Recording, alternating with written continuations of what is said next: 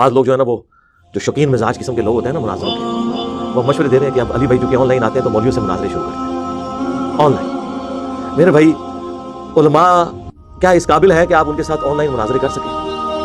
एक प्रेसिडेंट के तौर पे आपको पता है हमने एक वाकया किया और वो किस तरीके से उसको मिस हैंडल किया। अगर मैं ओपनली लोगों से कहूँ कि आ जाओ तो इधर तो आके ये डेरा डाल देंगे सारे। उसको भी जो मैंने बुलाया तो शराइत के साथ बुलाया, वो सारी शराइत को वायलेट करके पहुंच गया। इसलिए नहीं कि वो डिफेंड कर सकते हैं अपने बुजुर्गों को, नहीं, सोशल मीडिया पे फेम हासिल करने के लिए।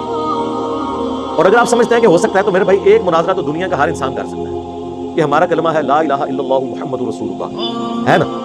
ये एक रेडीबान भी मुनाजरा इस कलमे पे कर सकता है, एक डॉक्टर भी, एक इंजीनियर भी, एक इंटेलेक्चुअल भी, एक अनपढ़ भी। अगर कोई इस कलमे के ऊपर मुनाजरा नहीं कर सकता तो वो मुसलमान ही नहीं है। ये तो बुनियाद है ना हमारी।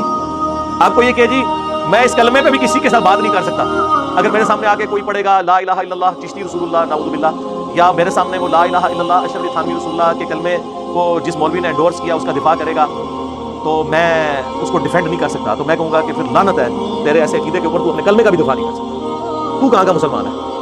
मुसलमान अगर अपने कलमे को भी नहीं समझता तो ला इलाहा इल्लल्लाहु मुहम्मदुर रसूलुल्लाह ये वो कलमा है जिसके ऊपर दुनिया का हर मुसलमान जिसने आज भी कलमा पढ़ा है ना, वो भी दुनिया के किसी भी बड़े से बड़े मौलवी के साथ मुनाज़रा कर सकता है कि कलमा यही है। कर सकता है कि नहीं? तो करें आप लोग मौलवी से मुनाज़रा, मुझे तो बाद में करें। जाए मनवाएं चिश्ती रसूलुल्लाह को गलत, मनवाएं जाके अशरफ थानवी रसूल, वो झूठ बोलते हैं, वो कहते नहीं वो बकरे जहां में थे उसको बोला है उन्होंने, देखे बाद में तौबा भी करवा ली, वो जस्टिफाई करते हैं। तौबा इस तरह नहीं होती, तौबा ये होती है कि मैंने कुफर करवाया था, मेरा भी निकाह टूट गया, मेरी भी बैठ टूट गई, तेरी भी टूट गई, जो मैंने कलमा तुझसे पढ़वाया था, लिहाजा सबसे पहले मैं मुरीद दूंगा कहीं, फिर तुझे मुरीद करूंगा। हाँ, शरीय हुक्म तो ये है। और जी अशरफ थानवी साहब ने जी ख्वाब में पढ़ा था, देखो वो पढ़ के तो देखो ख्वाब में किधर से उनके मुरीद ने पढ़ा है। वो कह रहा है मैं बेदारी में भी पढ़ रहा हूँ, बड़ी कोशिश के बावजूद मेरे ऊपर ऐसा गलबा है फरिश्तों का। ये तो यही समझते हैं कि मेरे जुबान से अशरफ अली थानवी रसूलुल्लाह और अल्लाहुम्मा सल्ली अला व नबीना अशरफ अली निकल रहा है। चलो वो कहते हैं कि जी ये वो कह रहे हैं ना मुझे इख्तियार नहीं है, भाई हम उस बंदे को तो कुछ कह ही नहीं रहे, हम बाबी को नहीं बाबे को कह रहे हैं कि जिस बाबे को उसने खत लिखा वो तो उसे कहता है कि तेरे ऊपर शैतान चढ़ा हुआ है तौबा कर। उसने आगे से उसे और अल्लाह शेरी दी कि इस वाकये में तेरे लिए तसल्ली है। ख्वाब नहीं सर, अशरफ थानवी को भी पता था ये वाकया है, ख्वाब नहीं है। ख्वाब के बाद बेदारी में भी इस वाकये में तेरे लिए तसल्ली थी कि तू जो मेरी तरफ रुजू लाए हुए है, यानी मैं तेरा पीर अशरफ थानवी, मैं मुत्तबे सुन्नत हूं, चूंकि मैं रसूलुल्लाह की सुन्नत पे हूं, इसलिए तू ख्वाब में भी और बेदारी में मेरा कलमा पढ़ रहा है मेरे नाम का। तो क्या हजरत अबू बकर, उमर, उस्मान अली रज़ियल्लाहु अन्हुम अजमईन अपना मुरीद करवाते हुए अपने नामों का कलमा पढ़वाते थे किसी को? जब वो बैत खिलाफत लेते थे, ये पीरी मुरीदी की बैत तो खैर चली है, जो असल वाली बैत थी खिलाफत चेक करने के लिए पढ़वाते थे।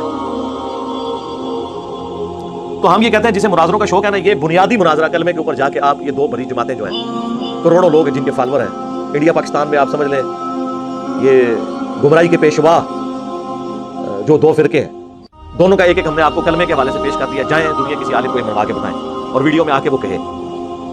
तो इन लोगों से आप दकीक मसाइल के ऊपर कहां से बात कर सकते हैं? अल्टीमेटली इसका सोल्यूशन यही है कि आप अपने दलाइल वीडियो में रिकॉर्ड करवाएं, जिसे शौक है वो वीडियो में उसका जवाब दे।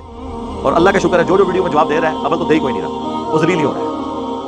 50-50 मिनट 1.5 घंटे की वीडियो मेरे खिलाफ रिकॉर्ड कराएंगे, लेकिन जो मैंने बात 2 या 3 लाइनें हाईलाइट की होती हैं उसका जवाब वो देते ही नहीं है। उन्हें पता है कि इसने चूंकि हमारे साथ बैठना नहीं है, लिहाजा हम ये पॉइंट उठा लें कि तुम्हारे साथ बैठ के बात कर, या छोड़ दो अपनी इमाम को करो सेटिस्फाई। बाकी अब जब से ये लाइव स्टोरी शुरू हुई है आपको अंदाजा हो गया कि लोग कितनी तेजी से तब्दील हो रहे हैं, तो हमें क्या जरूरत है किसी के साथ बैठने की? ठीक है, आपकी इमाम सेटिस्फाई नहीं हो रही, वो आपको छोड़ के जा रही है। हम तो आपके साथ हमदर्दी कर रहे थे कि आप जवाब दें, आप जवाब नहीं देना चाहते तो ये ना समझिएगा कि ये मसला अनअटेंडेड हो जाएगा, फिर सारे आपको छोड़ देंगे। ये देखें, मैं अपने दुश्मनों के साथ भी कैसी हमदर्दी रखता हूँ, इल्मी दुश्मन, जाती नहीं, अल्लाह और उसके रसूल की नमाज़ें के पीछे पढ़ते हैं, इनके साथ मैं हमदर्दी कर रहा हूँ कि अपनी इमाम को सेटिस्फाई करें। आप अवाम को बताएं कि यार मोहम्मद का जो ये अकीदा है कि हम बुजुर्गों की कब्रों और सीनों से जायज तरीके से फैज लेने के कायल हैं, ये अकीदा जो है इस तरह साबित होता है। तो फिर आप नहीं बताएंगे, फिर हम लोगों को बताएंगे मियां लोग क्या कहेंगे, फिर हम बताएंगे लोगों को। आप नहीं बता रहे कि वो कैसे सीने से फैज लेना, तो हमने बताया वो कैसे कासिम ननोतवी साहब को रशीद अहमद गंगोई साहब ने अपने साल लटा के उनके सीने पे हाथ फेर के करवट की तरफ करके सीने से फैज किस तरीके से वो ट्रांसफर किया। फिर हम बताएंगे कि सीने से कैसे फैज आपके बुजुर्गान ने ट्रांसफर करते हैं। फिर हम आपको बताएंगे कि अशरफ थानवी साहब जो है अरवाए सलासा में लिख रहे हैं कि मरने के 6 साल के बाद कासिम ननोतवी साहब कब्र से निकल कर देवबंद के 2 मौलवियों की सुलह करवा के वापस चले गए। ये कब्र से फैज इस तरीके से आप लोग लेते थे, ख्वाब नहीं बेदारी में। बरेलवियों का बाबा निकला है तो शिर्क, तो अड्डा बाबा निकला है तो करामत, हकायते औलिया। देख लें इसके लोग में चेंज हो रहे हैं, अल्लाह का शुक्र है। और पिछले दिनों तो हमने अगली किस्त भी पेश कर दी थी, وہی مولانا صاحب کہتے ہیں کہ جی ہم نے دیکھا ہے کہ قاسم میاں جو ہے وہ دلہن کی شکل میں ہمارے خواب میں آئے ہیں. اور پھر آگے انہوں نے جو جملے لکھے ہیں نا کہ جو ایک مرد کو عورت کو مرد سے نفع پہنچتا ہے وہ بھی ہوا. اور اس کی انہوں نے تعبیر پھر یہ بیان کی کہ قاسم میاں جو ہیں وہ رشید احمد گنگوئی صاحب کے جو شاگرد ہیں ان کی بعد میں کفالت کریں گے.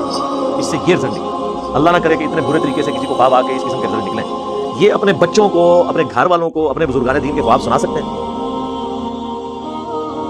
یہ ان لوگوں کی حالت ہے. تو ان لوگوں کے ساتھ کیا بات کرنی میرے بھائی؟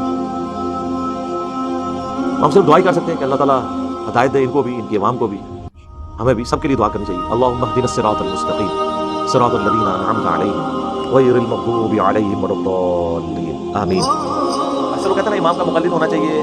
یہ آپ کو جب یہ کہہ رہے ہوتے ہیں، ویسے تو مسئلہ 197 میں نے ان کی طبیعت صاف کی ہے، وہ آپ دیکھ لیں، اماموں کی گستاخی کا الزام. تو آپ ان سے اگلا سوال کیا کریں کہ ٹھیک ہے ہم حنفی بریلوی ہوں یا حنفی دیوبندی ہوں، تو آپ کو کہیں گے نہیں ہمارے میں تو کوئی فرق نہیں ہے، وہ عقیدوں کا فرق ہے، باقی فقہ تو ہماری سیم ہے. اچھا اگر آپ کی فقہ سیم ہے تو حنفی بریلویوں کے نزدیک کوا حرام ہے اور حنفی دیوبندیوں کے نزدیک کوا کھانا جائز نہیں. سر نہ نہ نہ، پرانی بات ہے. فتاوی رشیدیہ میں لکھا ہے ثواب کا کام ہے. تو میرے خیال ہے اب حنفی دیوبندی علماء کی جب آپ دعوت کریں تو انہیں کوا روسٹ کھلایا کریں، کیونکہ وہ انہوں نے بتایا کہ چونکہ یہاں پہ بریلوی زیادہ ہیں اور وہ اسے حرام سمجھتے ہیں، تو ایسے موقع پہ اس کو کھانا کھلانے والا بھی ثواب اس سے بھی ملے. تو وہ ثواب آپ ان کا اس میں سے جو ہے وہ پکا کریں. تو انہیں بتائیں کہ بھائی بحث کرنے کی ضرورت نہیں ہے، بھائی حنفی بریلوی اسے حرام سمجھتے ہیں، حنفی دیوبندی جو ہے حلال سمجھتے ہیں، تو آپ آپس میں مسئلہ حل کریں، ہمیں تو چھوڑ دیں. ہم تو کتاب و سنت کے ماننے والے ہیں. آپ دونوں تو ایک فقہ پہ چل رہے تھے نا، آپ کیوں نہیں متفق کوے کے اوپر؟ وہ اسی لیے متفق نہیں ہے کہ ان کے جو مسائل ہیں وہ ہٹ دھرمی کے اوپر ہو. میں آپ کو ایک اور مثال دیتا ہوں. بریلوی نبی صلی اللہ علیہ وآلہ وسلم کے مبارک نام پہ انگوٹھے چومتے ہیں. دیوبندی کہتے ہیں بدعت ہے، وہ حدیثیں ضعیف ہیں. فضائل مال میں ہو تو ضعیف بھی چل جائیں گی، بریلویوں کی ہو تو وہ نہیں چلے گی. لیکن آپ کو مزے کی بات بتاؤں، جو فقہ حنفی ہے نا، در مختار کے اوپر حاشیہ ہے رد المختار، جسے فتاوی شامی کہا جاتا ہے، جو دیوبند اور بریلویوں کے نزدیک کامن ہے. فتاوی شامی مذہب بریلوی سے بھی پہلے لکھا گیا. اس کو دیوبندی بھی مانتے ہیں، بریلوی بھی. المہند میں اس کے حوالے موجود ہیں فتاوی شامی کے، دیوبندیوں کی کتاب میں. خصوصاً جو انہوں نے کہا کہ فتاوی شامی میں ہمارے بزرگوں نے لکھ دیا ہے کہ خوارج کی ایک جماعت ہے جو وہابی اہل حدیث ہے. المہند میں انہوں نے اپنے بزرگوں کا نام لکھا ہے. اور جال حق میں بریلویوں کے امام نے فتاوی شامی کی عبارت وہابیوں کے بارے میں نقل کی کہ فتاوی شامی میں ان کو ڈکلیئر کیا گیا ہے شیطان کا سینگ، خوارج کی جماعت ہے. یہ دونوں نے حوالے لیے ہیں. تو فتاوی شامی میں آپ کو اذان والے چیپٹر میں ملے گا کہ نبی علیہ السلام کا جب نام آئے تو انگوٹھے چوم کے آنکھوں کو لگائے جائیں. پہلی دفعہ پڑھا جائے قرۃ عینی بک یا رسول اللہ، اے اللہ کے رسول آپ میری آنکھوں کی ٹھنڈک ہیں. دوسری بار جب اذان میں نام سنیں تو انگوٹھے چوم کے آنکھوں کو لگائیں اور کہیں صلی اللہ علیہ یا رسول اللہ، تاکہ وہ دروشی بھی انہوں نے پورا کرنا تھا نا، کہ لوگ کہیں گے انگوٹھے چوم لیے دروشی تو پڑھی کوئی نہیں، تو وہ کہہ رہے ہیں دوسری بار آپ دروشی پڑھیں. اب یہ فتاوی شامی دیوبند اور بریلویوں کی کامن بک ہے فقہ حنفی کی، لیکن اس میں عمل بریلوی کر رہے ہیں. دیوبندی انگوٹھے چومنے کو غلط کہتے ہیں، الٹا بدعت کہتے ہیں. جب میں شروع میں تحقیق میں تھا نا، G11 میں 2007-8 کی بات ہے، ایک دیوبندی مفتی کے پاس ہمارے آفس کے کولیگ مجھے لے گئے. انہیں شک پڑا کہ کہیں یہ مطلب تحقیق کرتے ہوئے تبلیغی جماعت تک، دیوبندیوں تک پہنچے، کہیں آگے ہی نہ نکل جائیں، یہ تو خطرہ انہیں پڑ جاتا ہے. اچھا میں اس وقت وقتی طور پہ دیوبندی ہوا، تبلیغی جماعت میں بھی تھا، پرائیویٹ کا اجتماع بھی اٹینڈ کر کے آیا، لیکن میں انگوٹھے بھی چومتا. تو جب وہ وہاں مجھے لے گئے مفتی صاحب کے پاس، تو میں نے ان سے کہا کہ آپ لوگ انگوٹھے کیوں نہیں چومتے؟ یہ تو فقہ حنفی کی بنیادی کتاب میں لکھا ہے، جو دیوبندی اور بریلوی کے فرق سے پہلے کی کتاب ہے، فتاوی شامی. در مختار پہ حاشیہ ہے رد المختار، در مختار پہ اعتراضات کو انہوں نے کیا ہے. اور یہ وہی فتاوی شامی ہے جس میں لکھا ہے کہ اگر آپ کو یہ یقین ہو کہ اپنے خون اور پیشاب سے سورہ فاتحہ کا تعویذ لکھنے سے آپ کو شفا ہو سکتی ہے تو یہ لکھنا جائز ہے. جی یہ وہی فتاوی شامی ہے جس کا یہ دیوبند اور بریلوی دفاع کرتے ہیں. صرف ایک جنا پیدا ہوا ہے میرا استاد غلام سعود سعیدی صاحب رحمہ اللہ، اللہ تعالیٰ ان کے گناہوں سے درگزر فرمائے، نیک کاموں کا اجر دے. بریلوی محقق تھے، انہوں نے شرح صحیح مسلم میں رد کیا ہے اس کا، لیکن وہ بڑے اسٹائل سے رد کیا کہ کہیں ان پہ بھی فتویٰ نہ آئے. انہوں نے کہا کہ یقیناً ہمارے بزرگوں کے دلوں میں قرآن و سنت کی عظمت ہم سے زیادہ تھی. یعنی پہلے ہی انہوں نے نا لولو بوبو کر لی، لیکن بال کی کھال اتارنے کی عادت نے انہیں یہاں تک پہنچایا کہ انہوں نے اس قسم کے فتوے لکھے. پھر انہوں نے لکھا انسان مر جانا تو گوارا کرے گا، لیکن یہ گوارا نہیں کرے گا کہ اپنے پیشاب یا خون سے سورہ فاتحہ کا تعویذ لکھے. اب ہم انہی سے، ان کے ماننے والوں سے پوچھتے ہیں کہ یار یہ پھر مر کیوں نہیں گئے فتویٰ لکھنے سے پہلے؟ تمہارے یہ فتاوی شامی لکھنے والے ابن عابدین شامی المتوفا 1252 ہجری، اسے موت کیوں نہیں آ گئی اس سے پہلے کہ یہ فتوے لکھتا؟ آج تک دفاع کر رہے ہیں. تو وہی فتاوی شامی ہے. تو وہ میں دیوبندی مفتی سے کہنا لگا کہ حضرت وہ فتاوی شامی میں تو لکھا ہوا ہے کہ آپ نے انگوٹھے چومنے ہیں اور ہم تو حنفی ہیں. تو کہنے لگے وہ ہم اس لیے نہیں چنتے کہ بریلوی چنتے ہیں. یعنی یہ وہ مان گئے کہ یہ مسئلہ لکھا ہوا ہے. جو میں بار بار کہتا ہوں کہ جب نشانیاں بن جاتی ہیں نا, مسئلے فرقے گود لے لیتے ہیں, بزرگان دین کو فرقے گود لے لیتے ہیں, تو پھر وہ فلرش کرنا شروع کرتے ہیں. جس بزرگ کو کسی اگر فرقے نے گود لیا ہوا ہے نا, اس بزرگ کا آپ دیکھیں گے نام دنیا میں روشن ہوگا. اس سے بڑا بزرگ ہوگا اگر فرقے نے گود لیا ہوا تو وہ مشہور نہیں ہوگا. لیکن سر یہ پرانے زمانے میں ایسے ہوتا ہے. ہم وہ بزرگ ہیں جو آپ کی مرضی کے بغیر آپ کی گود پہ نہیں, کندھے پہ سوار ہو جاتے ہیں, ہمیں لینے کی ضرورت ہی نہیں ہے. تو پرانے بزرگوں کو گود لیتے تھے نا, ورنہ اپنے اپنے زمانے میں بڑے بڑے نوٹوریس لوگ تھے, بعد میں فرقوں نے ان کو گود لیا اور وہ 8 لوگ بڑے احترام سے نام لیتے ہیں. اور جو بیچارے کو باغی مزاج تھے, نہ انہیں حکمران امن کی زندگی گزارنے دیتے, لوگ کہتے ہیں انجینئر صاحب جو باتیں کرتے ہیں, تو پہلے کوئی انجینئر کیوں نہیں 1200 سال میں آیا جس نے یہ باتیں کی ہوں. سر آئے ہیں, لیکن اس وقت حکمران آپ لوگ تھے. آج بھی آپ اگر ایک لمحے کے لیے سوچیں کہ پاکستان کی حکومت اگر بریلوی اور دیوبندیوں کے ہاتھ میں ہو تو ہماری اکیڈمی کی اینٹ سے اینٹ نہیں بجا دیں گے یہ. اور اس زمانے میں جب ملوکیت ہو, میڈیا پہ خبر بھی نہ جاتی ہو, پورے خاندان یہ لوگ غائب کر دیتے ہوں, اور کتاب ہاتھ سے لکھی جاتی ہو, اور پوری زندگی کا سرمایہ کوئی آگ لگا دے. اب یوٹیوب کو تو آگ لگانے سے رہے, وہ بزرگ مر گئے جو نگاہ مار کے غائب کرتے تھے. میں مارے نے, ہاں اسے نہیں رکھنا, ہمارے میچ ہے, ایک کریڈٹ میں کسی اور نہیں دینا. اس زمانے میں بھی اگر یوٹیوب ہوتی تو آپ کو آج ہزاروں انجینئر ان 1200 سال میں نظر آ رہے ہوتے, جو اپنے زمانے میں بات بلند کرتے تھے لیکن ان کی بات پہنچی نہیں. یہ تو اسلام کی نشت ثانیہ کا آغاز ہو چکا ہے. اور جو حدیث ہے مسند احمد میں مشکات میں موجود ہے, قیامت اس وقت تک ٹائم نہیں ہوگی جب تک کہ دنیا کے ہر گھر میں میرا پیغام نہ پہنچ جائے, اور لوگ چاہتے ہوئے یا نہ چاہتے ہوئے اس دعوت کو قبول نہ کریں. صحابہ کرام تو سوچ بھی نہیں سکتے تھے کہ یہ ایسے ہو سکتا ہے, لیکن آج دیکھنے ہو گیا.